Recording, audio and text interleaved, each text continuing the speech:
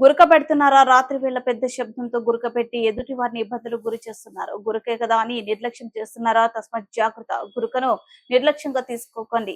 ఒక్కసారి మీ ప్రాణాలకి ప్రమాదంగా మారొచ్చు. పదే పదే గురక పెడుతూ నిద్రపోతున్న వారు సాధ్యమైనంత వరకు వెంటనే ఛాతీ వైద్యులను సంప్రదించాలి అని ప్రముఖ ఛాతీ వైద్య నిపుణులు ఖమ్మంలోని కొప్పు చెస్ట్ హాస్పిటల్ అధినేత డాక్టర్ కొప్పు ధనమూర్తి సూచించారు.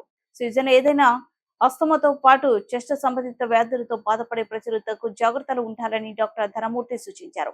ప్రస్తుత వర్షాకాల సీజన్ లో దగ్గు, ఆయాసం ఉన్న వారు, చాలా రోజులుగా జలుబుతో బాధపడుతున్న వారు వెంటనే జాతి వైద్యులను సంప్రదించాలని డాక్టర్ ధనమూర్తి సూచించారు. ఖమ్మం ప్రైవేటు వైద్య రంగంలో తనకంటూ ఒక ప్రత్యేకత స్థానం కలిగి ఉన్న ప్రముఖ జాతి వైద్య నిపుణులు డాక్టర్ కొప్పు ధనమూర్తితో మా ఖమ్మం జిల్లా ప్రతినిధి Vanam Nagaiah face to face.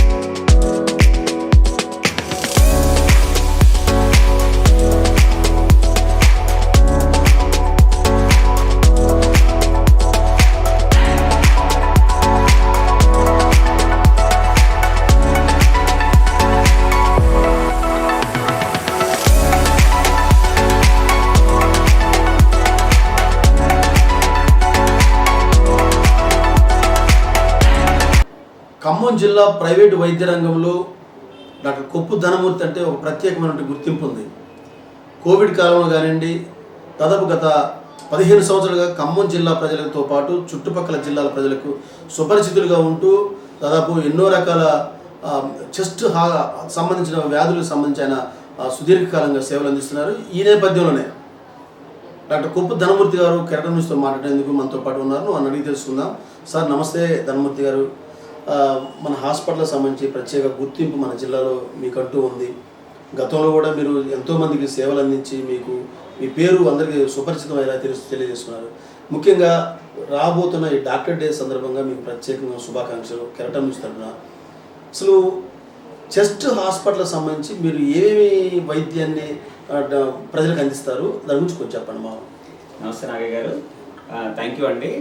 అంటే ఈ ఊపిరితిత్తుల సమస్యలు ముందుగా డాక్టర్ శుభాకాంక్షలు తెలిపినందుకు ధన్యవాదాలు. సో ఈ మా కొప్పు చెస్ట్ హాస్పిటల్ స్థాపన సుమారుగా 14 ఏళ్ళు దాటిందండి.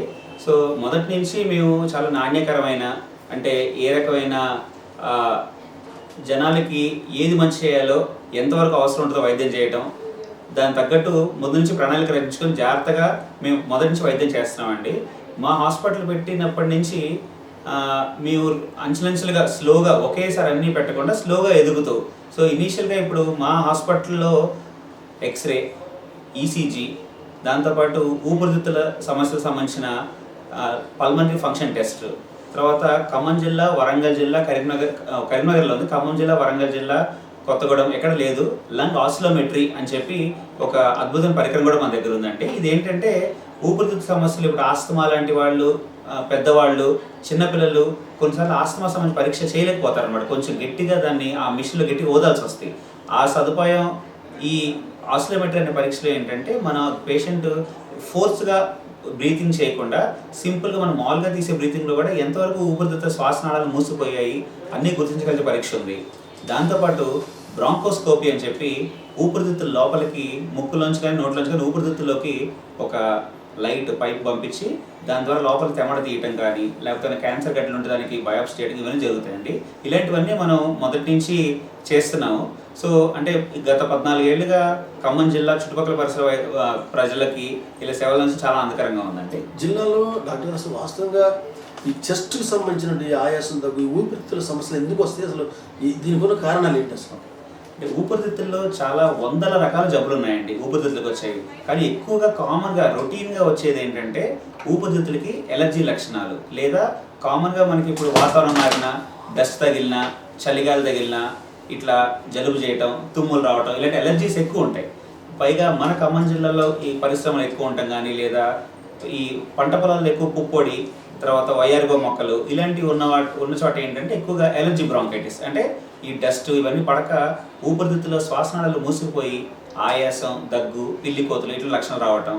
దాంతోపాటు స్మోకింగ్ వల్ల, తర్వాత ఈ వాహనాలు వదిలే కాలుష్యం వల్ల, వాతావరణ కాలుష్యం, వీటన్నిటి వల్ల పేషెంట్లకి చాలా రకాల ఊపిరితిత్తుల ఇబ్బంది వస్తాయి. ఇవన్నీ కేవలం నేను చెప్పేది వాతావరణ సమస్య, పొల్యూషన్. అలా కాకుండా ఇన్ఫెక్షన్స్. మన దేశంలో టీబీ పేషెంట్ చాలా ఎక్కువ ఉంటారండి. ఇప్పుడు గవర్నమెంట్ మంచి నిక్షయ టీబీ మంచి మంచి స్కీమ్ తీసుకొచ్చి టీబీ వ్యాధిని కొంచెం అరికట్టే ప్రయత్నం చేస్తుంది. అయినా సరే ఇంకా టీబీ చాలా వరకు కొత్త పేషెంట్స్ చాలా మంది చూస్తున్నాయి ఇంకా. సో ఇలా టీబీ, ఊపిరితిత్తుల ఎలర్జీలు, ఆస్తమా, స్మోకింగ్ వల్ల వచ్చే సిఓపిడి, ఊపిరితిత్తుల క్యాన్సర్, గురక సమస్య. గురక అనేది మనం ఏమనుకుంటాం అంటే గురక చాలా చిన్న విషయం అనుకుంటాం. కానీ గురక మనకి చాప కింద నీళ్ళ లోపల చాలా మనకి గుండెలో కానీ, మన ఊపిరితిత్తుల్లో కానీ ఏమవుతుందంటే మనకి లోపలికి గాలి వెళ్ళే గొంతులో ఉండే కంట్రోల్ చాలా వదులుగా ఉంటాయి. సో మనం పడుకున్నప్పుడు తెలియకుండా గురక పెట్టేయడం వల్ల ఏమవుతుందంటే నైట్ నిరంతరం డిస్టర్బ్ స్లీప్ ఉండి మార్నింగ్ డే టైమ్ స్లీపీనెస్, అంటే మెలకుగా ఉన్నప్పుడు టీవీ చూస్తూ నిద్రపోవటం, డ్రైవింగ్ చేసి నిద్రపోవటం, నైట్ చాలాసార్లు మెలకు రావటం వల్ల గుండె ధర పెరిగి బీపీ, షుగర్ కంట్రోల్ కాకపోవటం, బరువు పెరగటం, ఇలాంటి చాలా ఇబ్బందులు ఉంటాయి. సో గురక చాలా పెద్ద సమస్య. ఒక అధ్యయనం ప్రకారం ప్రతి ఆల్మోస్ట్ 100 మందిలో 30-40% మందికి గురక పడతారు. కాకపోతే అన్ని గురకలు డేంజరస్ కాదు. సో ఏ గురక డేంజర్, ఏది డేంజర్ కాదు అనేది చూసే పరీక్ష ఒకటి ఉంటుంది, స్లీప్ స్టడీ అంటారు, పాలిసోమ్నోగ్రఫీ. అది ఏంటంటే పేషెంట్ మన దగ్గర వచ్చి నైట్ పడుకుంటే మార్నింగ్ వరకు పేషెంట్ని టెస్ట్ చేసి ఈయనకి గురక సంబంధించిన వైద్యం అవసరం లేదా, లేకపోతే బాడీలో బిహేవియర్ చేంజెస్, అంటే వెయిట్ లాస్ అవ్వటం, స్మోకింగ్ ఆపటం, లేకపోతే ఒక సైడ్ పడుకోవడం, ఇలాంటి చిన్న ట్రీట్మెంట్స్ ఉంటాయి. కొన్నిటికి అవసరం నోటికి పెద్ద సీపీఆప్ మిషన్ పెట్టుకొని పడుకోవాల్సి వస్తుంది. ఏదైతే ఆ గురక సంబంధించిన టెస్ట్ కూడా చేస్తాము. అలాగే ఎలర్జీ, మనకి ఏది తింటే మనకి పడట్లేదు, ఏది పీలిస్తే మనకి తుమ్ములు, జలుబు వస్తుంది, ఫ్రీక్వెంట్గా ఆస్తమా వస్తుంది, ఇలా చూసే టెస్ట్ కూడా స్కిన్ ఎలర్జీ టెస్టింగ్ ఉంటుంది. అది కూడా మన దగ్గర చేస్తామండి. గురకని శాస్త్రంగా పరిష్కరించవచ్చా డాక్టర్? గురకకి శాశ్వత పరిష్కారం కొన్ని ఉన్నాయండి. అంటే మనకి గురక పేషెంట్కి నైట్ అంతా మేము స్లీప్ స్టడీ చేసినప్పుడు మనకు ఒక రిపోర్ట్ వాల్యూ వస్తుంది. ఆ రిపోర్ట్ వాల్యూ బట్టి చాలా మైల్డ్గా ఉందనుకోండి, నేను చెప్పినట్టు బాడీలో మన డైట్ కంట్రోల్ చేయడం, వెయిట్ లాస్ అవ్వటం, స్మోకింగ్ ఆపటం, ఇలాంటివి చేస్తాం. దాని తర్వాత సెకండ్ స్టెప్ సిప్యాప్ అనే మిషన్ ఉంటుంది. సిప్యాప్ అంటే ఏంటంటే పేషెంట్కి నైట్ పడుకునేప్పుడు చిన్నపిల్లలు నెబులైజర్ పెడతారు చూడండి, అలాంటి మిషన్ ఒకటి మూతికి ముక్కుకి కవర్ అయ్యే మిషన్ ఒకటి ఉంటుంది. నైట్ అంతా పెట్టుకొని పడుకుంటే పేషెంట్ గురక కంట్రోల్ అవుతుంది. అప్పటికీ అవ్వట్లేదు, పేషెంట్ బాగా ఇబ్బంది పడుతున్నారంటే అప్పుడు ఒక మేజర్ ఈఎన్టీ సర్జరీ ఉంటుంది. దాని ద్వారా గురకకి శాస్త్రంగా పరిష్కారం ఇవ్వచ్చు. ఇప్పుడు ఊపిరితిత్తులకు సంబంధించి వ్యాక్సినేషన్, వాటికి పిల్లలు, పెద్దలు ఉంటుంది, దాని గురించి కూడా అసలు ఏంటి అవగాహన ప్రజల్లో? ఓకే, అంటే ఒకప్పుడు వ్యాక్సిన్స్ టీకాలు అంటే ఓన్లీ చిన్నపిల్లలకి వేసే టీకాలు గవర్నమెంట్ షెడ్యూల్లో కూడా గవర్నమెంట్ ఫ్రీగా ఇచ్చే షెడ్యూల్ అంతా ఈ చిన్నపిల్లలకు సంబంధించిన టీకాలు పుట్టిన పిల్లగాడి నుంచి 15 ఏళ్ళ వయసు వరకు ఏమేమైతే టీకాలు ఆ లిస్ట్ గవర్నమెంట్ ఫ్రీగా ఇస్తుంది. అలా కాకుండా అడల్ట్ వ్యాక్సినేషన్ అంటే పెద్దవాళ్ళలో టీకాలు చాలా చాలా ముఖ్యం. అందరికీ కాదు, షుగర్ ఉన్నా, లేకపోతే దీర్ఘకాల కిడ్నీ జబ్బులున్నా, లేకపోతే దీర్ఘకాల ఆస్తమా, సిఓపిడి ఇలాంటి జబ్బులున్న వాళ్ళకి కొన్ని రకాల టీకాలు ఏంటంటే మనకి ఫ్రీక్వెంట్గా వచ్చే ఊపిరితిత్తుల ఇన్ఫెక్షన్స్ని మనం అరికట్టచ్చండి. చాలామందికి పెద్దవాళ్ళ టీకాలు ఏంటంటే చాలా అపోహలు ఉన్నాయి. కానీ పెద్దవాళ్ళలో ఫ్లూ సీజన్ మొదలయ్యే ముందు, అంటే ప్రతి సంవత్సరం ఆగస్ట్ ఈ టైంలో ఫ్లూ సీజన్ ఎప్పుడైతే మొదలయ్యే పేషెంట్కి నిమోనియా వచ్చే అవకాశాలు ఉంటాయో అలాంటి సీజన్ స్టార్ట్ అయ్యే ముందు ప్రతి సంవత్సరం ఫ్లూ టీకా వేసుకోవడం మంచిది. దాంతోపాటు న్యూమోకోకల్ టీకా అని ఒకటి ఉంటుంది. ఇదేంటంటే ఇది అందరికీ అవసరం లేదు, దీర్ఘకాలిక ఊపిరి సమస్యల వాళ్ళందరూ వేసుకోవచ్చు. షుగర్ ఉన్నా, లేకపోతే క్యాన్సర్ ఉన్నా, ఇలాంటి వాళ్ళందరూ ఆ న్యూమోకోకల్ టీకా కూడా వేసుకుంటే చాలా ఉపయోగం ఉంటుందండి వాళ్ళకి. డాక్టర్ గారు, ముఖ్యంగా ఈ మధ్యకాలంలో లంగ్ క్యాన్సర్ అనేది ప్రజల్లో కొంత అవగాహన కల్పించాలని మీరు ప్రధానంగా పల్మనాలజిస్టులు దాన్ని చేస్తున్నారు. ఇది అసలు లంగ్ క్యాన్సర్ అంటే ఏంటి, ఎట్లా వస్తుంది, దాన్ని ఎలా గుర్తించాలి ప్రారంభ దశలో? లంగ్ క్యాన్సర్ అనేది జనరల్లీ మోస్ట్లీ స్మోకింగ్ వల్ల ఉండే అవకాశం ఉందండి. స్మోకింగే కాకుండా బయోమాస్ ఫుల్ ఎక్స్పోజర్. బయోమాస్ అంటే ఏంటి, ఒకప్పుడు ఇప్పుడంతా గ్యాస్ స్టవ్స్ వాడుతున్నారు. ఇప్పటికే పల్లెటూరులో లేకపోతే అంగన్వాడీ షాప్ చాలా చోట్ల వాళ్ళు కట్టెల పొయ్యి వాడతారు. ఆ పొయ్యి నుంచి వచ్చే పొగ, ఆ వేడి నల్లటి పొగ ఏదైతే ఉంటుందో అది పీల్చిన ఈ వాతావరణం బయట పొల్యూషన్ వల్ల కొన్ని మోస్ట్లీ స్మోకింగ్, సో వీటన్నిటి వల్ల లంగ్ క్యాన్సర్ వచ్చే అవకాశం ఉంది.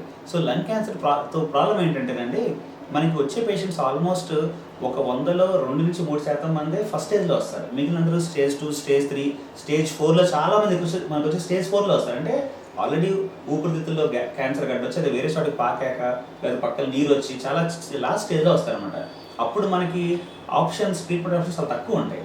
పేషెంట్ ఎర్లీగా వస్తే మనం కొన్ని సర్జరీస్ అలా చేయించి మనం దాన్ని కొంతవరకు కంట్రోల్ చేయొచ్చు.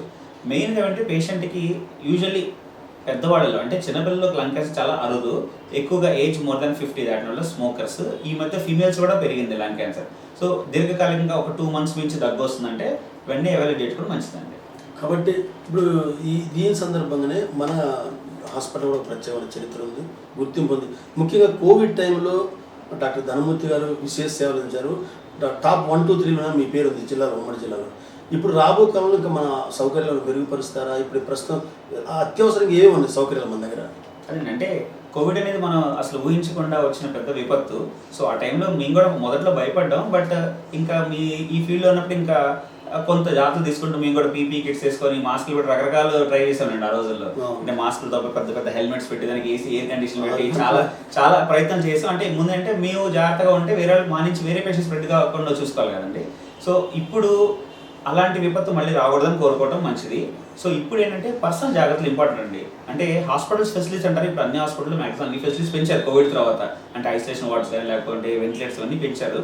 బట్ పర్సనల్ కేర్ ఏంటంటే మనం జనరల్గా మనకి అంటే ఈ కాఫ్ హైజీన్ అంటే ఇప్పుడు మనకు జలుబు దగ్గున్నాయి, మన స్వతహాగా పేషెంట్లు వాళ్ళే మాస్క్ పెట్టుకుని వెళ్ళడం బెటర్. ప్రతిరోజు ఇప్పుడున్న కండిషన్ ఎవరు బయట వేడికి మాస్కులు పెట్టే పొజిషన్ లేదు కాబట్టి ఎవరికైతే రెస్పిరేటరీ ఇన్ఫెక్షన్స్ ఉన్నాయో అంటే జలుబు, దగ్గు, గొంతు నొప్పి ఇలాంటి వాళ్ళు పేషెంట్ మాస్క్ పెట్టుకోవడం చాలా ఇంపార్టెంట్ మనం పెట్టుకోవడం కంటే.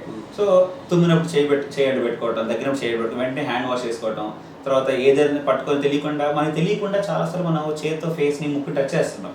సో ఎప్పుడు టచ్ చేసినా హ్యాండ్ వాష్ చేసుకొని చేయడం, ఇలాంటి జాగ్రత్తలు తీసుకోవటం. అలాగే రేపు సీజన్ స్టార్ట్ అయిన ఫ్లూ టీకా వేసుకోవటం, ఇలాంటి చిన్న చిన్న జాగ్రత్తలు తీసుకుంటే మనం ఈ ఎర్లీగా ఫ్లూలు అనేది చాలా ఎర్లీగా మనం దాన్ని కంట్రోల్ చేయొచ్చు.